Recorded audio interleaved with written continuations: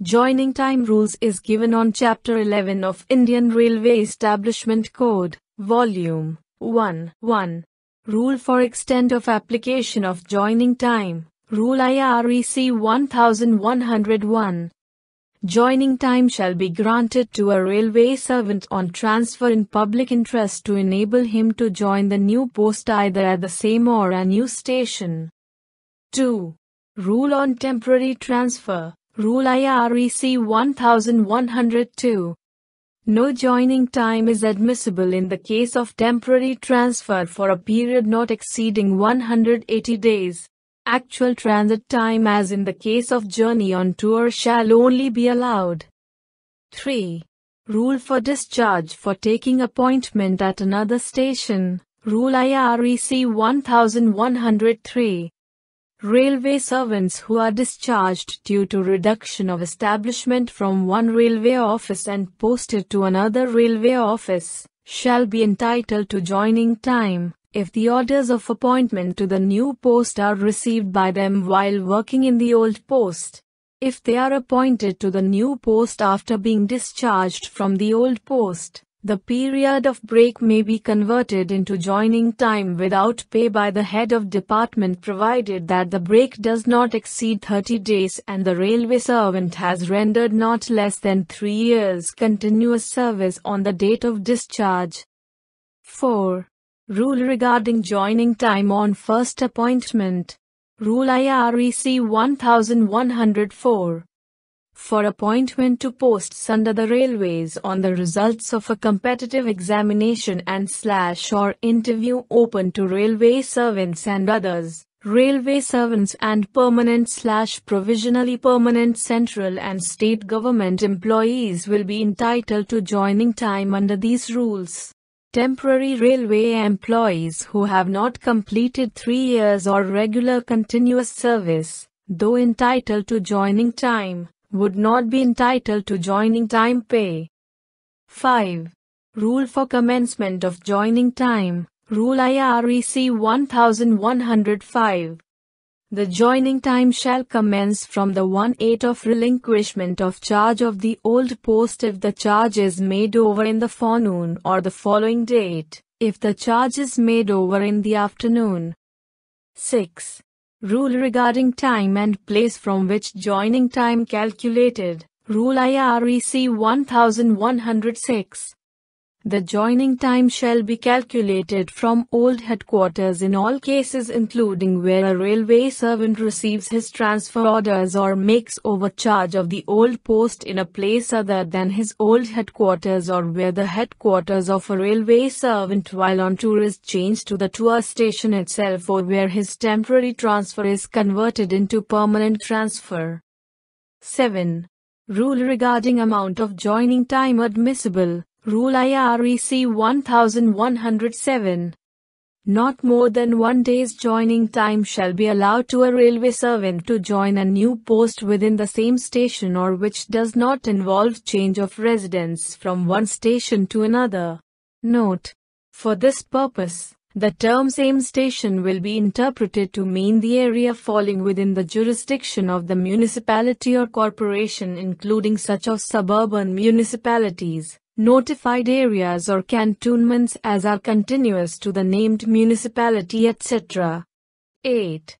Rule regarding joining time on transfer. Rule IREC 1108. In the cases involving transfer from one station to another and also involving change of residence, the railway servant shall be allowed joining time with reference to the distance between the old headquarters and the new headquarters by direct route and ordinary modes of travel as indicated in the following schedule. When holidays follows journey time, the normal joining time may be deemed to have been extended to over such holidays. 1. Distance between the old headquarters and the new headquarters 1000 kilometers. Or less than joining time admissible 10 days. 2. Distance between the old headquarters and the new headquarters more than 1000 kilometers then joining time admissible 12 days. 3. Distance between the old headquarters and the new headquarters more than 2000 kilometers. Then joining time admissible 15 days except in cases of travel by air for which the maximum will be 12 days.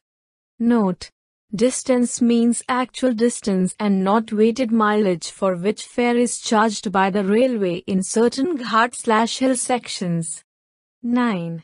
Rule regarding extension of joining time. Rule IREC 1109. Extension of joining time beyond the limits indicated in para 1108 above can be granted up to the maximum limit of 30 days by the head of departments and on divisions, by divisional railway managers in the case of Group C and Group D staff, and beyond 30 days by the Ministry of Railways. The guiding principle being that the total period of joining time should be approximately equal to 8 days for preparation plus reasonable transit time plus holidays, if any, following the extended joining time.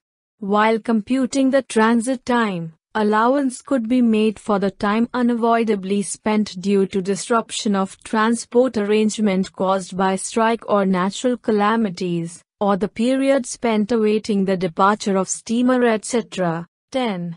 Rule regarding crediting leave account with unutilized joining time. Rule IREC 1110. When a railway servant joins the new post without availing of the full joining time, the number of days of joining time as admissible under these rules subject to the maximum of 15 days, reduced by the number of days actually availed of, shall be credited to his leave account as leave on average pay.